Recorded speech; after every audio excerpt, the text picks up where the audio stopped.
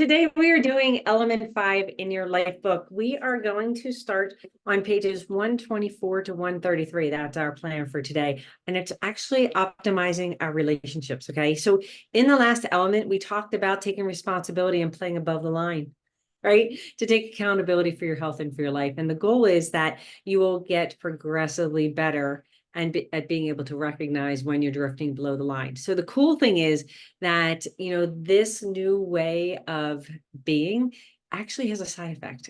You're going to start interacting with your world in a whole different way. And it's worth considering that those around you may not be making similar choices. Okay, so this is what we're going to discuss in this element. So first things first, we're going to talk about optimizing our relationships. So relationships are critical in everything we do in life. We are hardwired to be social and to have a sense of connection and belonging and attachment, okay, to other people. It's really one of the most fundamental human needs. And this connection not only serves us on our journey to health and well-being, but it's essential living a longer and healthier life. So they actually say that people who lack these fundamental human relationships of companionship and connection, they're at a 45% greater risk of dying early. All right, so Dr. A teaches us a very practical way of thinking about how to manage these two states that we find ourselves in daily. It's either the emotional or the rational side, okay? So the emotional, right, that's the Labrador brain that we mentioned. And Dr. refers to that as the hot or go, okay, the hot or go system, because in ancient times, it helped us survive. When we were threatened, the amygdala, this concentrated group of nerves, right, they control the emotional brain, and they would hijack our thinking, shut off the cognitive high-level activities, and instead begin pouring that emotional energy to put the body into action, okay? And then we have the rational brain, which is also known as the cool or the know system, no, K-N-O-W, the know system, okay? And this is run by the thinking brain, and that actually allows us to have meaningful conversations, right? That our body is in a relaxed state. Our heart rate is normal blood pressure, right? We have a sense of alertness, and it allows us to thrive. And this is actually where the habits of health, that's the default state, okay? And that's where we want our goals to be operating, right? Or we operate as we move towards our goals, and we're rewriting the story of our life, all right? But these two systems, they play very different roles, as you can imagine. Okay, so 10,000 years ago, the go system, right? They help protect us, our tribe, everyone we know, right? But unfortunately, the perceived threats we feel today are mostly about our ego.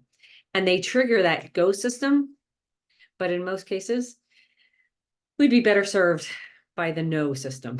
Okay. We talked about this in the last element, right? How if we insert that stop, challenge, and choose many times, the outcomes, could be very different.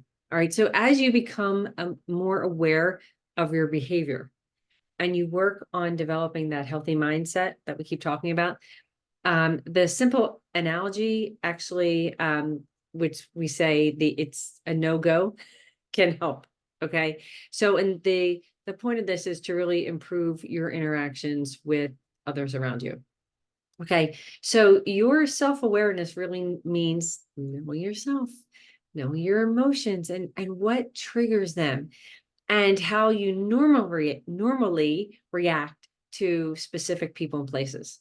Okay, this is going to help your know system dominate. K-N-O-W, the know system, right? That one. All right. So Dr. A, he actually says it could be as simple as just stopping and asking yourself, what's happening here? Okay, because if we can help you make sense of your emotions and recognize when they're starting to reveal themselves, and you can intervene and prevent them from hijacking your thinking brain, right? That's going to be a world of difference. And this is really building that powerful micro habit of responding rather than reacting.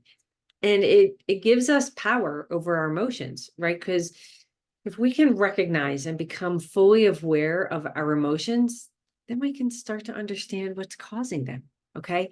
The beauty is that it usually represents a symptom of something that needs to be addressed in one of our relationships.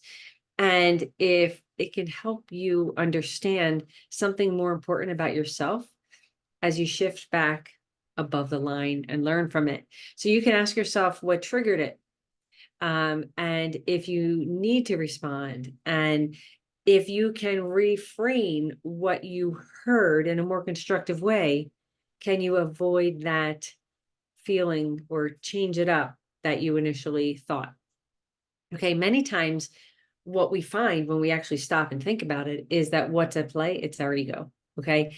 And if we resist the temptation to interpret those interactions as a real threat, that we can immediately diffuse those disturbing feelings. Okay.